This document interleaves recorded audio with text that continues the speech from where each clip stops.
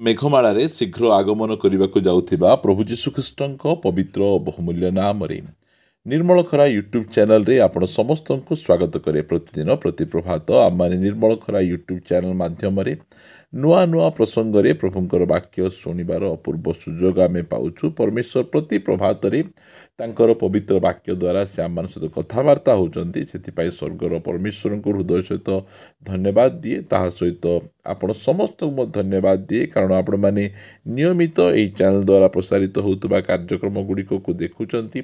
କେବଳ ଦେଖୁଛନ୍ତି ତାହା ନୁହେଁ, ଆପଣମାନେ ଲାଇକ୍ ସେୟାର କମେଣ୍ଟସ୍ ଗୁଡ଼ିକ ଦ୍ୱାରା ଆମମାନଙ୍କୁ ଅତ୍ୟଧିକ ପରିମାଣରେ ଉତ୍ସାହିତ କରୁଛନ୍ତି। ପ୍ରଭୁ ଆପଣ ସମସ୍ତଙ୍କୁ ପ୍ରଚୁର ଭାବେ ଆଶୀର୍ବାଦ କରନ୍ତୁ। ଆସନ୍ତୁ ଆଜିର ପ୍ରସଙ୍ଗ ନିକଟକୁ ଯିବା। ଆଜିର ପ୍ରସଙ୍ଗଟି ଏହି ପ୍ରକାର ଅଟେ, ମୁଁ କ୍ଷତିଗ୍ରସ୍ତ ହୋଇଅଛି ମାତ୍ର ନଷ୍ଟ ହୋଇନାହିଁ।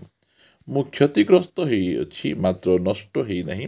ଏହି ପ୍ରସଙ୍ଗରେ ଆମେ ପ୍ରଭୁଙ୍କର ବାକ୍ୟ ଆମେ ଶୁଣିବା।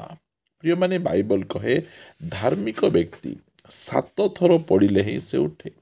ଧାର୍ମିକର ବିପଦ ଅନେକ, ମାତ୍ର ସଦାପ୍ରଭୁ ସେ ସବୁରୁ ତାହାକୁ ଉଦ୍ଧାର କରନ୍ତି, ରକ୍ଷା କରନ୍ତି। ଆମମାନଙ୍କ ଜୀବନ ଯାତ୍ରାରେ ଆମକୁ ବିଭିନ୍ନ ପ୍ରକାର ବିଷୟରେ କଷ୍ଟ, ବାଧା ଆଉ ଶୈତାନ ଆମମାନଙ୍କ ଜୀବନରେ କ୍ଷତି ଆମକୁ କରିଥାଏ।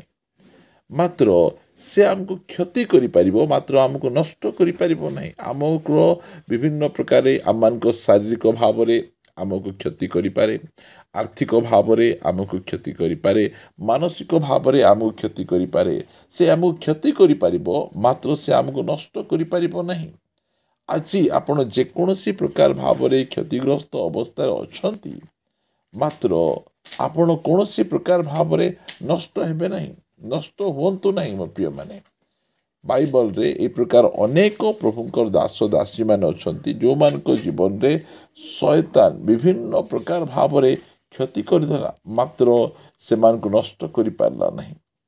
ମୁଁ ଆପଣମାନଙ୍କୁ କହିବା ପାଇଁ ଚାହେଁ, ଯଦି ଆମେ ପଢ଼ିବା 2 କରିନ୍ଥୀୟ 12 ଅଧ୍ୟାୟ, ଲେଖାଯାଏ ଏଣୁ 7 ପଦରୁ, ଏଣୁ ମୁଁ ଯେପରି ଅତିଶୟ ଗର୍ବୀ ନ ହୁଏ ଏଥିନିମନ୍ତେ ମୋତେ ପ୍ରହାର କରିବା ପାଇଁ ମୋହର ଶରୀରରେ ଶୟତାନର ଦୂତ ସ୍ୱରୂପ ଗୋଟିଏ କଣ୍ଟକ ଦିଆଗଲା। ହଁ, ଯେପରି ମୁଁ ଅତିଶୟ ଗର୍ବୀ ନ ହୁଏ ଏଥିନିମନ୍ତେ ତାହା ଦିଆଗଲା। ଯେଉଁ ସମୟରେ ପାଉଲଙ୍କ ଶରୀରରେ ଗୋଟିଏ ଶୟତାନର କଣ୍ଟକ ସ୍ୱରୂପ ଗୋଟିଏ ଦିଆଗଲା, ପାଉଲ ଅତ୍ୟଧିକ ପରିମାଣରେ ଦୁର୍ବଳ ହୋଇଗଲେ, ଅତ୍ୟଧିକ ପରିମାଣରେ ସେ ଭାଙ୍ଗିଗଲେ। ସେଇଟା ସେ କହୁଅଛନ୍ତି। ସେ ପ୍ରାର୍ଥନା କଲେ, ପ୍ରଭୁ ମୋତେ ଏଠୁ ବାହାର କର, ମାତ୍ର ପ୍ରଭୁ ତାଙ୍କୁ ବାହାର କଲେ ନାହିଁ। ସେଥିପାଇଁ ଲେଖାଯାଏ 9 ପଦରେ, ଆଉ ସେ ମୋତେ କହିଅଛନ୍ତି ଆମର ଅନୁଗ୍ରହ ତୁମ୍ଭ ନିମନ୍ତେ ଯଥେଷ୍ଟ, କାରଣ ଦୁର୍ବଳତାରେ ଆମ୍ଭର ଶକ୍ତି ସିଦ୍ଧ ହୁଏ। ଅତଏବ ଯେପରି ଖ୍ରୀଷ୍ଟଙ୍କ ଶକ୍ତି ମୋ ଉପରେ ଅବସ୍ଥାନ କରେ, ଏଥିପାଇଁ ମୁଁ ଅତି ଆନନ୍ଦରେ ବରଞ୍ଚ ମୋହର ଦୁର୍ବଳତାରେ ଦର୍ପ କରିବି। ପ୍ରଭୁଙ୍କର ଗୌରବ ହଉ। ପ୍ରିୟମାନେ, ଶୟତାନ, ଜଗତ, ଶରୀର ଆମକୁ କ୍ଷତି କରିପାରିବ, ମାତ୍ର ଆମକୁ ନଷ୍ଟ କରିପାରିବ ନାହିଁ। ପାଉଲଙ୍କ ଜୀବନରେ ମଧ୍ୟ ଏହି ପ୍ରକାର ଅନେକ କ୍ଷତି, ଯଦି ପାଉଲ କହୁଛନ୍ତି 2 କରିନ୍ଥୀୟ 11 ଅଧ୍ୟାୟ 24 ପଦରେ, ମୁଁ ଯିହୁଦୀମାନଙ୍କ ଠାରୁ 5 ଥର 39 ପ୍ରହାର ପାଇଅଛି, ମାତ୍ର କ୍ଷତି ହେଇଛି।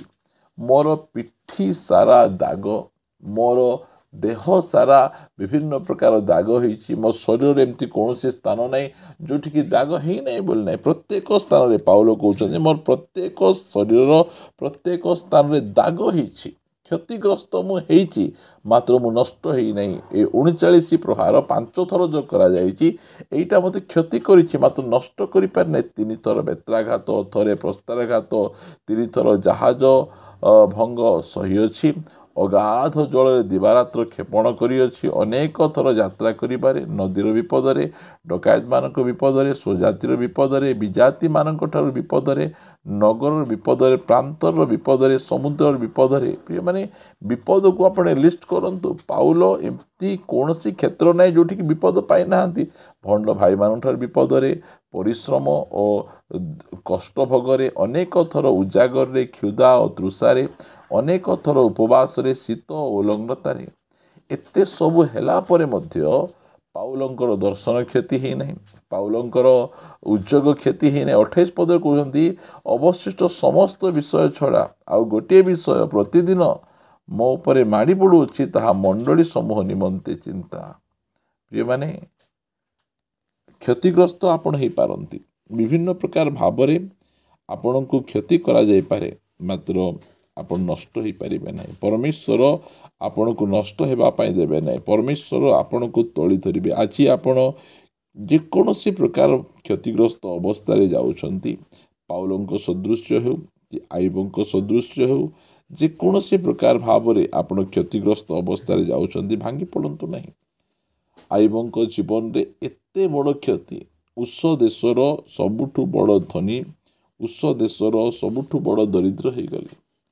କୌଣସି ଧନ ସମ୍ପତ୍ତି ନାହିଁ, ନା ପାଖରେ ପୁଅ ଝିଅ ଅଛନ୍ତି, ନା ଉତ୍ତମ ସ୍ୱାସ୍ଥ୍ୟ ଅଛି, କୌଣସି ବିଷୟ ନାହିଁ। ସ୍ତ୍ରୀ ମଧ୍ୟ ବିରୁଦ୍ଧରେ କଥା କହୁଛନ୍ତି। ଏତେ ସବୁ କ୍ଷତି ହେଲା ପରେ ମଧ୍ୟ ଏହି ସବୁ ବିଷୟ ଗୁଡ଼ିକ ପାଉଲଙ୍କୁ ନଷ୍ଟ କରିନାହିଁ, ଆଇବଙ୍କୁ ନଷ୍ଟ କରିନାହିଁ। ଆଇବଙ୍କୁ ଆହୁରି ଅଧିକ ମଜବୁତ, ଆହୁରି ଅଧିକ ବଳବାନ କରିଅଛନ୍ତି। କାହିଁକି? ଆଇବ ଏସବୁ ବିଷୟରେ ମଧ୍ୟ କୌଣସି ପ୍ରକାର ଭାବରେ ସେ କ୍ଷତିଗ୍ରସ୍ତ ହେଲେ ନାହିଁ। କ୍ଷତିଗ୍ରସ୍ତ ହେଲେ ସିନା, ସେ ନଷ୍ଟ ହେଲେ ନାହିଁ। ସେ କହନ୍ତି ଆଇବ ପୁସ୍ତକ 19 ଅଧ୍ୟାୟର 25 ପଦରେ, ମାତ୍ର ମୁଁ ଜାଣେ ଯେ ମୋହର ମୁକ୍ତିକର୍ତ୍ତା ଜୀବିତ ଅଟନ୍ତି। ପ୍ରିୟମାନେ, ଆମେ ଯେତେ କ୍ଷତିଗ୍ରସ୍ତ ହେଲେ ମଧ୍ୟ ଆମେ କୌଣସି ପ୍ରକାର ବିଚଳିତ ହେବା ନାହିଁ, କାରଣ ପ୍ରତ୍ୟେକ କ୍ଷତିରୁ ଆମକୁ ଉଦ୍ଧାର କରିବା ପାଇଁ ଆମର ମୁକ୍ତିକର୍ତ୍ତା ଜୀବିତ ଅଟନ୍ତି। ଏହା ଆଇବ ସେ ଦେଖିଛନ୍ତି ଗୋଟେ ଜୀବିତ ପରମେଶ୍ୱରଙ୍କୁ। ପ୍ରିୟମାନେ, ଆମେ ମଧ୍ୟ ସେ ଜୀବିତ ପରମେଶ୍ୱରଙ୍କୁ ଆମେ ଦେଖିଛୁ। କାରଣ ଆମେ ଯାହାର ସେବା କରୁଛୁ ତାଙ୍କର କବର ଖାଲି ଅଛି।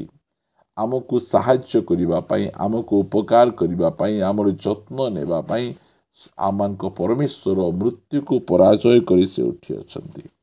ଆଜି ଆପଣ ପାରିବାରିକ କ୍ଷେତ୍ରରେ, ଆପଣ ବିଜନେସ୍ରେ, ସେବା କ୍ଷେତ୍ରରେ, ଶାରୀରିକ ଭାବରେ, ଯେକୌଣସି ଭାବରେ ମଧ୍ୟ ଆପଣ କ୍ଷତିଗ୍ରସ୍ତ ହୋଇଛନ୍ତି, ଠିକ୍ ଅଛି।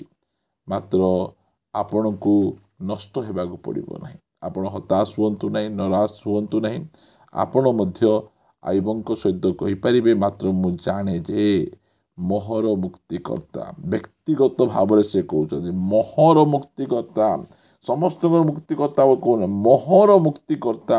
ମୋର ରୋଗରୁ, ମୋର ସମସ୍ୟାରୁ, ମୋର ଅଭାବରୁ, ମୋର ଯେକୌଣସି ପ୍ରକାର ପରିସ୍ଥିତି ଅଛି, ସେଇ ମୋହର ମୁକ୍ତିକର୍ତ୍ତା, ମୋତେ ଉଦ୍ଧାର କରିବା ପରମେଶ୍ୱର ସେ ଜୀବିତ ଅଟନ୍ତି ଓ ଶେଷରେ ସେ ପୃଥିବୀ ଉପରେ ଠିଆ ହେବେ। ପ୍ରିୟମାନେ, ଆମେ ଗୋଟେ ଜୀବିତ ପରମେଶ୍ୱରଙ୍କ ସେବା କରୁଛୁ, ଆଉ ଆମମାନଙ୍କ ସେ ଜୀବିତ ଉଦ୍ଧାରକର୍ତ୍ତା। ଜୀବନରେ ଏ ପ୍ରକାର କୌଣସି ସମସ୍ୟା ନାହିଁ ଯେଉଁ ସମସ୍ୟାରୁ ସେ ଉଦ୍ଧାର କରିପାରିବେ ନାହିଁ। 4 ଦିନର ସଢ଼ା ଗୋଟିଏ ଶରୀରକୁ ମଧ୍ୟ ସେ କବରରୁ ବାହାର କରିପାରିବେ। ସେ ଏହି ପ୍ରକାର ସାମର୍ଥ୍ୟବାନ ପରମେଶ୍ୱର ଅଟନ୍ତି। ସେ ଜଳକୁ ଦ୍ରାକ୍ଷାରସ କରିପାରିବେ। ଏହି ପ୍ରକାର ଭାବରେ ଶକ୍ତି ତାଙ୍କ ଉପରେ ଅଛି। ସମୁଦ୍ର ଉପରେ ସେ ନିଜେ ଚାଲିପାରିବେ ଓ ଆପଣଙ୍କୁ ଚଲେଇ ପାରିବେ। କଥା ପଦରେ ସେ ତୋଫାନକୁ ଶାନ୍ତ କରିପାରିବେ। ଏହି ପ୍ରକାର ପରମେଶ୍ୱର ଆପଣଙ୍କ ସହିତ ଅଛନ୍ତି। ଆପଣଙ୍କ ଜୀବନର ଝଡ଼କୁ ଶାନ୍ତ କରିପାରିବେ। ଆପଣଙ୍କର ଜୀବନରେ ଥିବା ରୋଗକୁ ସୁସ୍ଥ କରିପାରିବେ। ଆପଣଙ୍କର ଜୀବନରେ ଥିବା ଅଭାବକୁ ସେ ପୂର୍ଣ୍ଣ କରିପାରିବେ। ଆପଣ କ୍ଷତିଗ୍ରସ୍ତ ହୋଇପାରନ୍ତି, ମାତ୍ର ନଷ୍ଟ ହେବେ ନାହିଁ, କାରଣ ଆମର ମୁକ୍ତିକର୍ତ୍ତା ଜୀବିତ ଅଟନ୍ତି। ଆସନ୍ତୁ ପ୍ରାର୍ଥନା କରିବା। ସ୍ୱର୍ଗୀୟ ପିତା, ତୁମ ନାମର ଧନ୍ୟବାଦ ଉପରେ ଧନ୍ୟବାଦ, ଧନ୍ୟବାଦ ଉପରେ ଧନ୍ୟବାଦ ହେଉ, କାରଣ ତୁମେ ସେଥିପାଇଁ ଯୋଗ୍ୟ ଅଟ।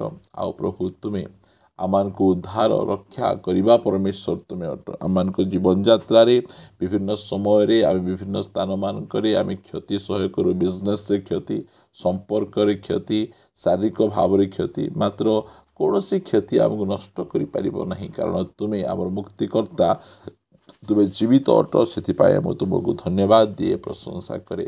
ଯେଉଁମାନେ ଏହି ପ୍ରକାର ପରିସ୍ଥିତି ମଧ୍ୟରେ ଯାଉଛନ୍ତି, ଦୟାକରି ସେମାନଙ୍କୁ ସମ୍ଭାଳି ଗୌରବ ପାଅ। ପ୍ରାର୍ଥନା ଶୁଣିଛ, ଧନ୍ୟବାଦ। ପ୍ରାର୍ଥନା ପ୍ରିୟ ପ୍ରଭୁ ଯୀଶୁଙ୍କ ନାମରେ ମାଗୁଅଛୁ, ଆମିନ୍, ଆମିନ୍। ପ୍ରେଜ୍ ଦ ଲର୍ଡ। ପ୍ରଭୁ ଆପଣ ସମସ୍ତଙ୍କୁ ପ୍ରଚୁର ଭାବେ ଆଶୀର୍ବାଦ କରନ୍ତୁ। ପ୍ରଭୁ ଯଦି ଅନୁଗ୍ରହ କରନ୍ତି, ଦୟା କରନ୍ତି, ତାହେଲେ ଆମମାନେ ଆସନ୍ତା ଅଧ୍ୟାୟରେ ଗୋଟେ ନୂଆ ପ୍ରସଙ୍ଗରେ ପରସ୍ପର ସହିତ ସାକ୍ଷାତ କରିବା ରହିବା। ନମସ୍କାର। Praise the Lord. God bless you.